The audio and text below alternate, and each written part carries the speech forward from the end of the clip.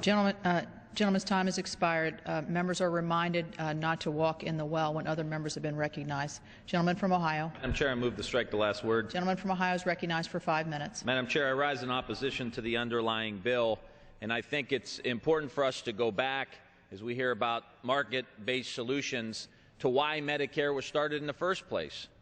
There is no market to provide health care for older people because there's no money to be made.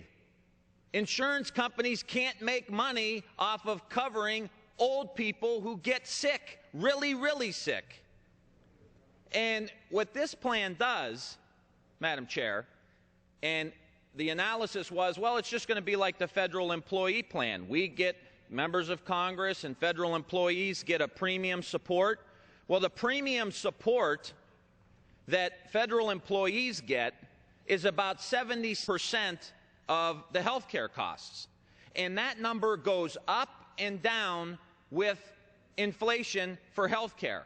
So no matter what the health care costs are, the federal employee has 70-some% of that covered. The problem with the Republican plan is that the voucher or the premium support is hooked to the CPI, the Consumer Price Index, which is 2.5% maybe. So the voucher is going to go up at CPI, say 2.5%, while health care costs are usually 1% or 2% above GDP growth. So say we have 4% growth, then health care costs are going to go up at 5%, maybe 6%. So your premium support or your voucher is going to increase every year by 2.5%, while health care costs are going up at 5.5%. It doesn't take rocket science to figure out that over the course of several years, that voucher becomes worthless. And it will only probably cover 30% maybe of the cost of the health care that these seniors are going to get.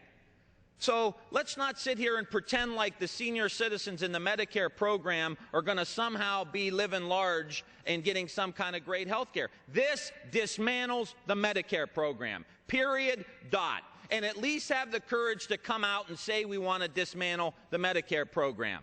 And if you want to look at how far to the right that the Republican Party has gotten on this issue, I've never seen former Speaker Gingrich do a faster or more complete Potomac two-step in my entire life than when he even insinuated that this may not be good for seniors.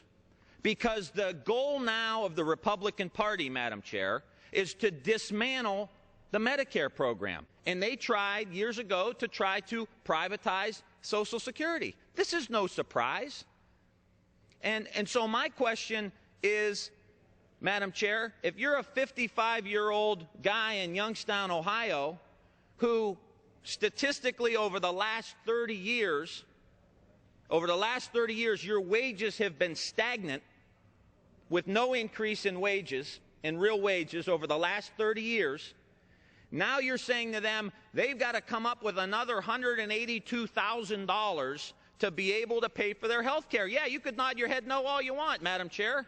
These are the facts. Congressional Budget Office says, neutral third party, that the average person going into this Medicare proposal will pay $6,000 more a year. That's not the Democratic Study Committee or our policy wonk saying it. It's CBO, $6,000 more a year.